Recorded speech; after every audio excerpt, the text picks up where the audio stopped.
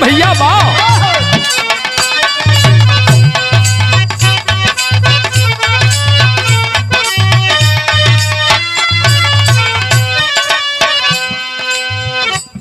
मित्रों, Anjali recording studio Maryadpur Mau, हमारे बड़े भैया, हम लोगों के अभिभावक, हम लोगों के गार्जियन महोदय दयाल मौर्य जी की देख रेख में मैं एक गीत भेज रहा हूं आप लोगों के बीच में। रमेश चंद्र सेहरा म्यूजिक की ओर से एक मुद्दा छिड़ा है अपने देश में कि संविधान को खत्म कर दिया जाएगा, लेकिन संविधान कभी खत्म होने वाला नहीं है। संविधान की नीतियों पर अंगुली उठाने वालों, धर्म के ठेकेदारों अगर अपने धर्म ग्रंथों की लाइनों का सही सही आकलन किए होते तो आज धर्म भी संविधान के बराबर होता। संविधान ने इस देश को जो दिया वह धर्म कभी नहीं देने की कोशिश किया और न कभी दिया और न कभी दे पाएगा। इसलिए बड़ी सुंदर लाइन कवि जी लिखते हैं। कौन सी लाइन है मास्टर?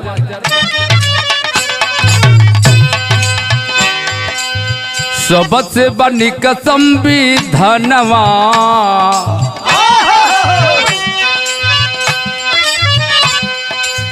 सबसे बनिक संविधानवा, धर्मवा कुछऊ ना देई। सबसे बनिक संविधानवा, धर्मवा कुछऊ ना देई। सबसे बनिक संविधानवा,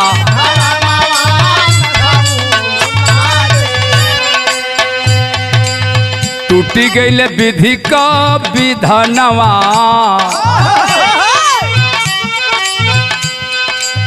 टूटी गई विधि का विधानवा, धर्मवा कुछऊ ना देई। टूटी गई विधि का विधानवा, धर्मवा कुछऊ ना देई।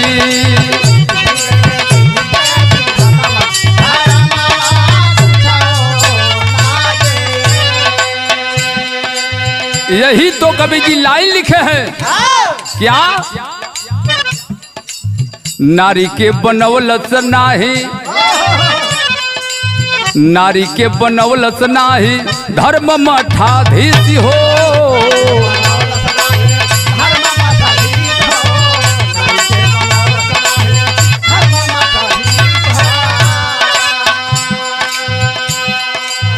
धर्म की चकिया में, धर्म की चकिया में नारी गईली पीस हो।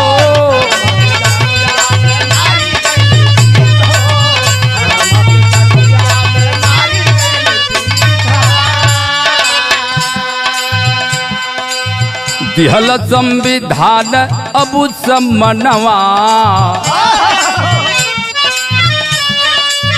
दिहल सम्मान संविधानवा, धर्मवा कुछऊ ना देई। दिहल सम्मान संविधानवा, धर्मवा कुछऊ ना देई। दिहल सम्मान संविधानवा, धर्मवा।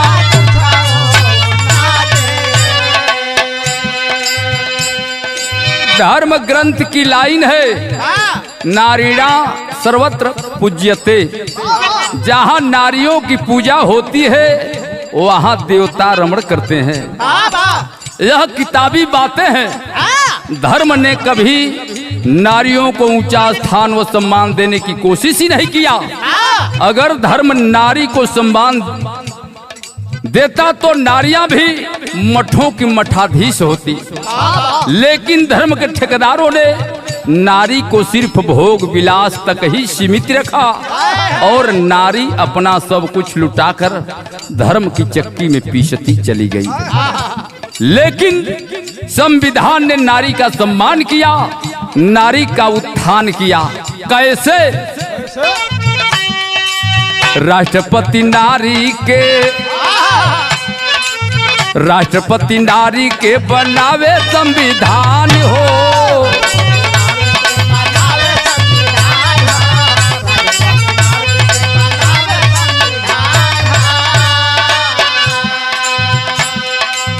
टीचर इंजीनियर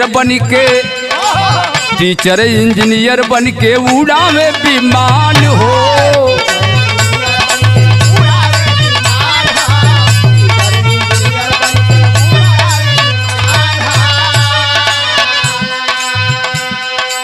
पीएम सीएम दिहले संविधानवा,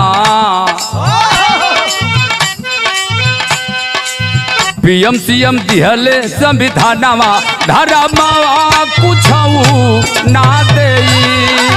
पीएम सीएम दिहले संविधानवा, धर्मवा कुछऊ ना देई। पीएम सीएम दिहले संविधानवा,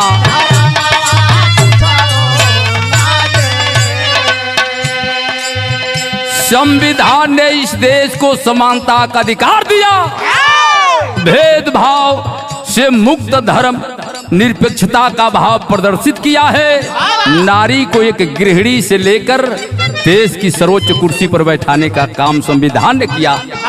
नारी डीएम सीएम पीएम राष्ट्रपति टीचर इंजीनियर पायलट ये सब कुछ संविधान ने दिया है।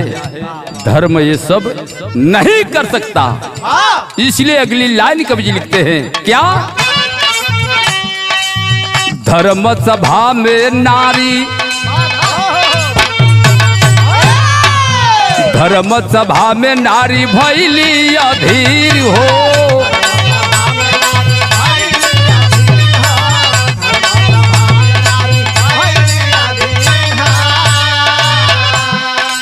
जहवा खिंचात रहे,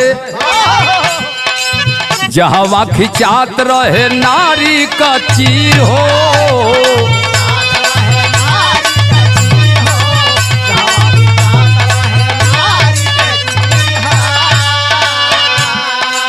टूट गए धर्म कोई मनवा, टूट गए धर्म कोई मनवा, टूट गए धर्म कई मनवा, टूट गए धर्म कई मनवा, धर्मवा कुछऊ ना देई। टूट गए धर्म कई मनवा, धर्मवा, टूट गए धर्म कई मनवा, धर्मवा।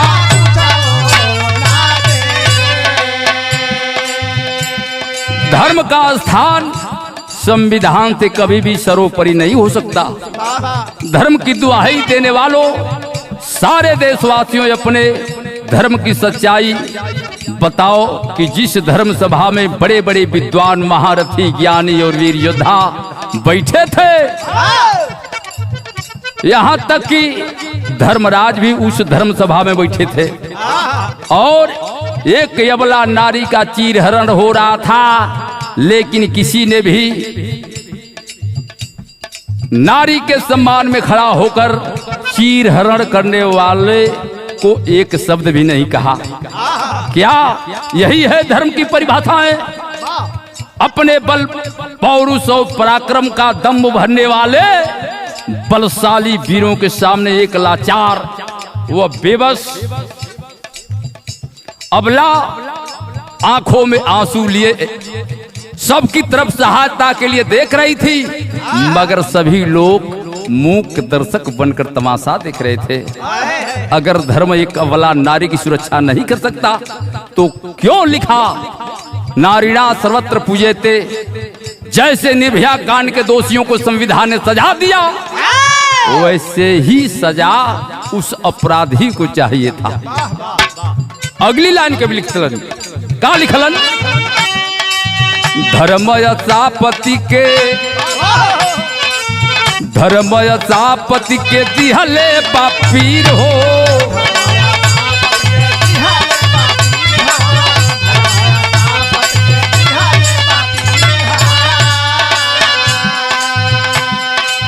भेजले बबनवा में बरसेला नीर हो।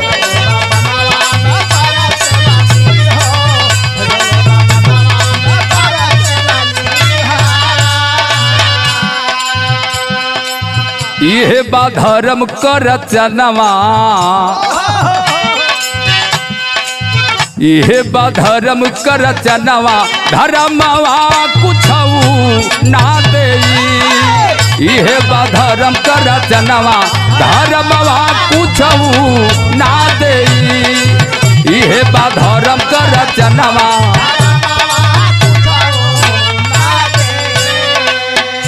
संविधान किसी असापत गर्भवती स्त्री का परित्याग करने की इजाजत नहीं देता, लेकिन धर्म किसी गर्भवती स्त्री को जंगल में छोड़ने की इजाजत दे देता है। भगवान कहलाने वाले राम ने गर्भवती सीता को जंगल में छोड़ दिया। यह कहाँ का धर्म है? भगवान का दर्जा पाने वाले राम पुरुषों में उत्तम पुरुषोत्तम कहलाए, जब उन्होंने नारी का सम्मान नहीं किया तो इन पाखंडियों को किसने कहा कि नारीणा सर्वत्र पूज्यते। लिखने को तो लिख दिया है। हमरे गीत के आखिरी लाइन निचोड़ का बात, सगरी धर्मवाद से नीक संविधान।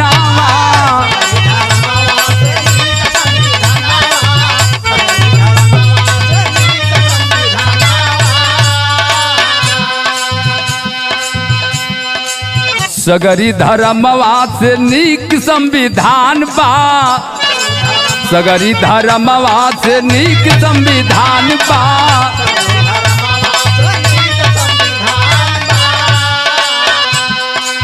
सबही कर आदर और सब कर सम्मान बा। सबका सम्मान बा।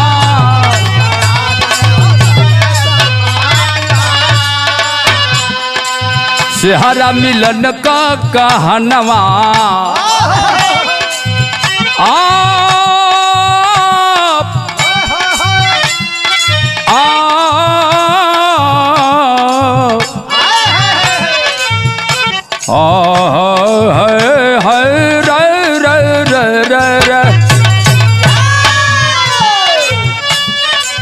सेहरा मिलन का कहनवा धर्मवा कुछऊ ना देई।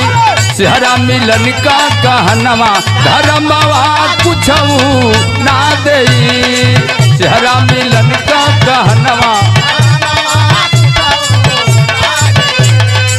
सबसे बानी का संविधानवा धर्मवा कुछऊ ना देई। सबसे बानी का संविधानवा धर्मवा कुछऊ ना देई। सबसे बानी का संविधानवा